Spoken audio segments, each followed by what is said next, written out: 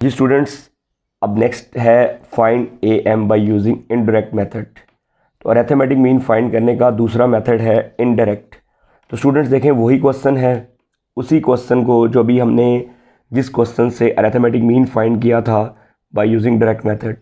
तो सबसे पहले स्टूडेंट्स आप लोगों को इनडायरेक्ट मेथड यानी कि अरेथमेटिक मीन फाइंड करने का जो इनडायरेक्ट मेथड है इसका फार्मूला याद होना चाहिए। फार्मूला आपके सामने ये है, ये एक्स के ऊपर जो स्ट्रेट लाइन है ये किसको रिप्रेजेंट कर रही है? अरेथमेटिक मीन को। A plus summation f d over summation f. ठीक है, तो ये फार्मूले में आपको क्या क्या चाहिए? ए एफ डी यानी कि डी चाहिए, और समेशन एफ तो आपको यहाँ से मिल जाएगा, यानी कि डी और ए चाहिए आपको। अब स्टूडेंट्स जब पेपर में क्वेश्चन आए find A M by using indirect method, तो क्वेश्चन इस तरह से आएगा। ठीक है स्टूडेंट्स, और आप लोगों को सोल्यूशन टेबल बनाना है इस तरह से जैसे मैंने बनाया है। आपको सोल्यूशन टेबल इस तरह से बनाना है जैसे मैंने बनाया है। तो स्टूडेंट्स इधर देखें, सोल्यूशन टेबल में पहले दोनों कॉलम किसके हैं? क्वेश्चन के, वो आप बना लें। अब इनडायरेक्ट मेथड आपको फार्मूला याद होगा, तो आपको इसको भी याद रखना है कि सोल्यूशन टेबल में आपको कौन कौन सी और क्या क्या चीज़ फाइंड करनी है। तो सोल्यूशन टेबल में सबसे पहले जो कॉलम बनेगा वो आपने मिड पॉइंट फाइंड करना है। मिड पॉइंट क्यों फाइंड करना है ये मैं आपको बता देता हूँ, और मिड पॉइंट फाइंड कैसे किया जाता है ये आपको स्टूडेंट्स आइडिया होगा। तो कॉन्टीन्यूस ग्रुप डाटा में मिड पॉइंट कैसे फाइंड करते हैं, यानी कि कॉन्टीन्यूस ग्रुप डाटा में ही मिड पॉइंट फाइंड किया जाता है, यानी कि लोअर और अपर को ऐड करके, यानी कि क्लासेस और ग्रुप में लोअर और अपर को ऐड करके 2 पे डिवाइड कर दे तो आपके पास क्या आ जाएगा? Mid point. तो 0 9 को ऐड करके 2 पे डिवाइड करें, आंसर आता है 4.5। इसी तरह से 10 और 19 को ऐड करें तो आंसर आएगा 14.5। इसी तरह से 20 और 29 को ऐड करके 2 पे डिवाइड करें तो आंसर आएगा 24.5। इसी तरह से 30 और 39 को ऐड करके 2 पे डिवाइड करें तो आंसर आएगा 34.5। और 40 और 49 को ऐड करके 2 पे डिवाइड करें तो आंसर आएगा 44.5। इस तरह से 50 और 59 को ऐड करके 2 पे डिवाइड करें तो स्टूडेंट्स आपके पास आंसर आएगा 54.5।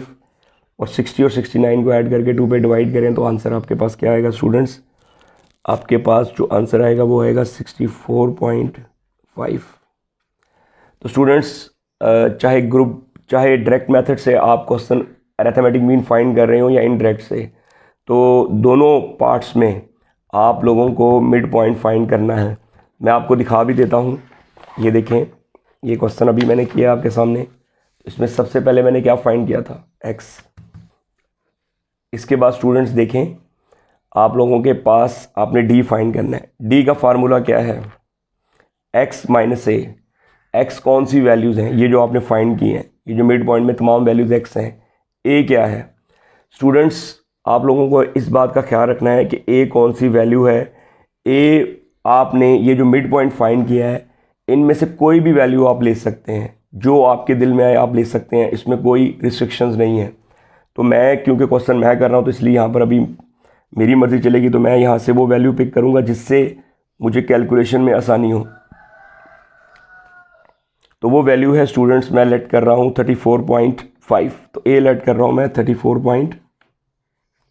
ठीक है स्टूडेंट्स, अब ए मेरे पास 34.5 है, तो डी फाइंड करना है। डी का फार्मूला एक्स माइनस ए। तो फर्स्ट में एक्स क्या लिखा हुआ है? 4.5। 4.5 को अगर 34.5 में से माइनस किया जाए तो स्टूडेंट्स आपने 1 बाय 1 इसके आंसर्स कैलकुलेटर पे आप लोगों ने इनको माइनस करके इनकी वैल्यूज़ लिखनी है। तो सबसे पहले क्या आएगा? आपके पास 4.5 को अगर 34.5 में से माइनस किया जाए तो आएगा -30। 14.5 को अगर 34.5 में से माइनस किया जाए तो आंसर आएगा -20। 24.5 को अगर 34.5 से माइनस किया जाए तो आंसर आएगा -10। और अगर 34.5 को 34.5 में से माइनस किया जाए तो आंसर आएगा 0।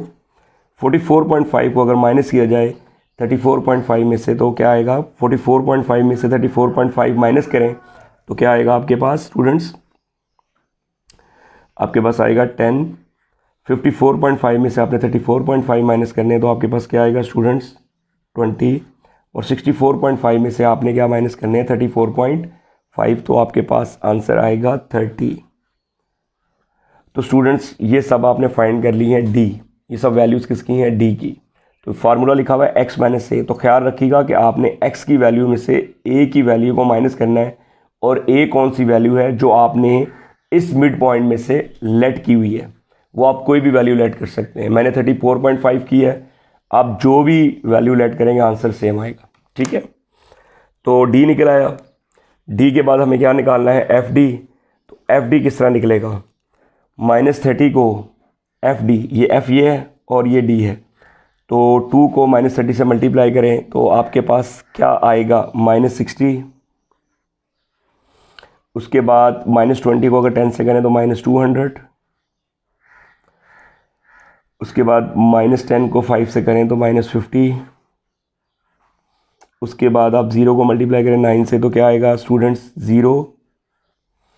10 को मल्टीप्लाई करें 6 से तो क्या आएगा स्टूडेंट्स 60। और इसी तरह से अगर आप 20 को 7 से मल्टीप्लाई करें तो क्या आएगा 140।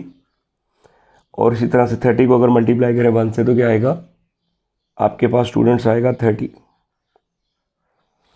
स्टूडेंट्स आपको क्या क्या चाहिए फार्मूले में देखें, ए आपको मिल गया, ये लिखा हुआ है। आपको समीशन FD चाहिए, समीशन का मतलब FD का सम। तो इन तमाम वैल्यूज़ को कैलकुलेटर पे ऐड करें। ऐड कैसे करेंगे, लिखें -60 -200 -50 +0 +60 +140 और +30। ये करने के बाद आपके पास कैलकुलेटर पे ये आंसर आना चाहिए समीशन FD, सिग्मा FT वो क्या आएगा -80। ठीक है स्टूडेंट्स, तो अगर आपके पास यही आ रहा हो तो आप लोग बिल्कुल ठीक क्वेश्चन कर रहे हैं। उसके बाद स्टूडेंट्स आप ये वैल्यूज़ पुट करें इसमें, find AM by using indirect method. तो उसमें अगर आप वैल्यूज़ पुट करेंगे, ए की वैल्यू आपने क्या लेट की थी 34.5 प्लस समीशन FD है -80 और डिवाइडेड बाय समीशन F कितना है, समीशन F यहाँ से लिखना था हमने, वो है स्टूडेंट्स आपके पास 40। यहाँ लिखेंगे हम 40। इसकी कैलकुलेशन बड़े ध्यान से स्टूडेंट्स आपने करनी है, कुछ मिस्टेक नहीं करनी आपने। 34.5 और ये आप लोग इनको डिवाइड कर लें तो ये आएगा -40, इसको काटेगा 2, तो 34.5 में से अगर 2 माइनस करें तो आएगा 32.5। तो ये है स्टूडेंट्स क्या आपने फाइंड किया, find AM by using direct method. आप चाहे इसी क्वेश्चन को डायरेक्ट मेथड से कर लें, इसी क्वेश्चन को इनडायरेक्ट से कर लें, दोनों सूरतों में जो आंसर है वो आपके पास सेम आएगा। तो ये मैं आपको दिखा भी देता हूँ, ये देखें 32.5, ये आपने कौन सा मेथड किया था, ये आपने अरिथमेटिक मीन फाइंड किया था बाय यूजिंग डायरेक्ट मेथड। ठीक है स्टूडेंट्स, तो अरिथमेटिक मीन फाइंड करने के ये 2 मेथड थे, ये आपको क्लियर हो गए होंगे। तो चले आइए चलते हैं थर्ड मेथड की तरफ, find AM by using coding method. ठीक है स्टूडेंट्स, तो आई होप कि ये क्वेश्चन आपको क्लियर है। तो चले नेक्स्ट क्वेश्चन की तरफ, और अब हम अरिथमेटिक मीन फाइंड करेंगे बाय यूजिंग कोडिंग मेथड।